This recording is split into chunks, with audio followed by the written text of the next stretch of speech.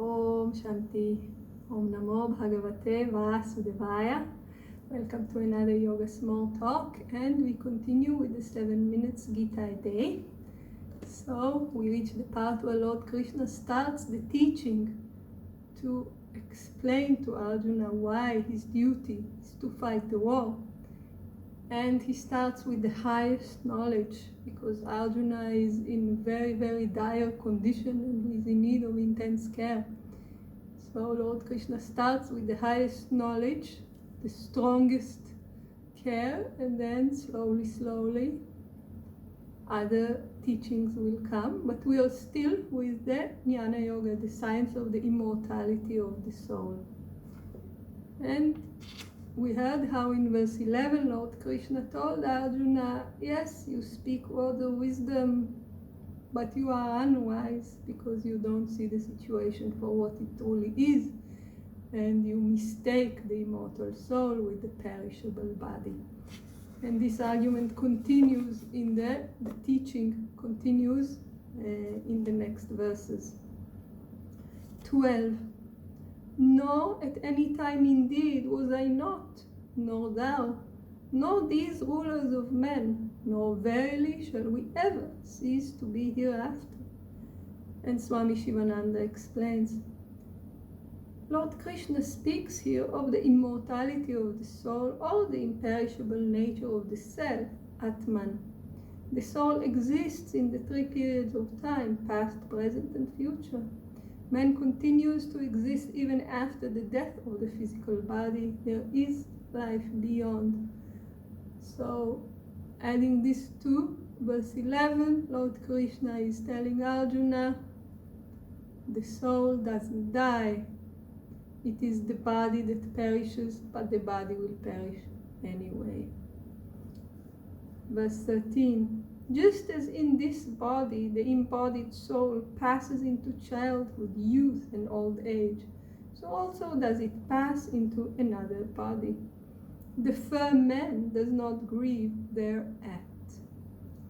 This is a very, very beautiful verse. So there are a few verses in the Bhagavad Gita that are worth memorizing to have in the mind. This is one of them, verse 13 of chapter 2.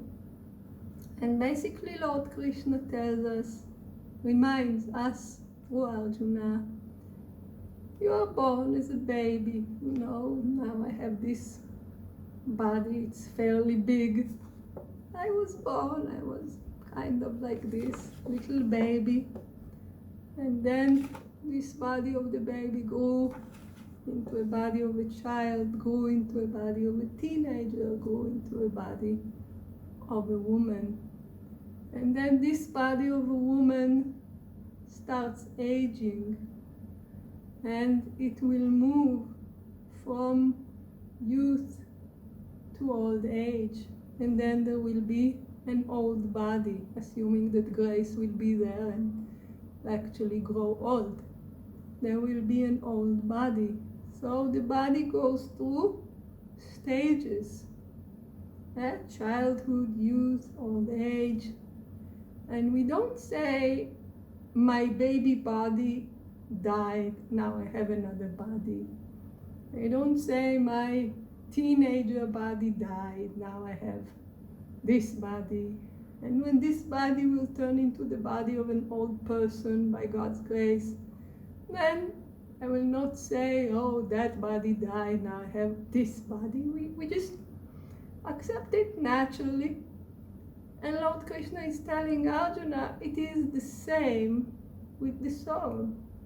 Just as the body goes through stages, the soul goes through stages. Swami Shivananda explains in the commentary, just as there is no interruption in the passing of childhood into youth and youth into old age in this body, so also there is no interruption by death in the continuity of the ego. Here is in the sense of the immortal soul. The self is not dead at the termination of the stage, this childhood. It is certainly not born again at the beginning of the second stage, this youth. Just as the self passes unchanged from childhood to youth and from youth to old age, so also the self passes unchanged from one body into another. So this is a natural process in which the essence is preserved. Is the self, is the true essence of our existence. It is preserved, it just passes into another form. And so the conclusion, therefore, the wise man is not at all distressed about it. So the wise man also loses the fear of death, which is our greatest cause of misery. The wise man knows that in death the body will shed, but that's about the extent of it. The soul is immortal. So there is no fear of death. This is one of the strong characteristics of the wise. And this is because they see things in proper perspective. It's just the transformation of the soul from one name and form to another name and form in its journey of evolution towards the realization of the self. And again, it doesn't mean that we do not grieve, and of course it doesn't mean that we disrespect the value of life. Ahimsa, non-injury, is the greatest observation. This is the universal vow, the greatest dharma. We should not injure. So we do not take this into our hand, but we also understand at the same time that by nature it will happen. So first put things in perspective. And remember, this teaching is given to Arjuna, who is a soldier who has to fight. It is a righteous war. He has to fight. So it is his dharma. So this teaching should be taken in this perspective, and of course not as an encouragement for any kind of violence or disrespect for life, nor as invalidation of the need to grieve when we experience a loss. But this is the perspective of the wise. And while we are practicing to reach there, we should keep this in mind. And the teaching continues in the next verses, and we will learn more in the next videos. Om Shanti.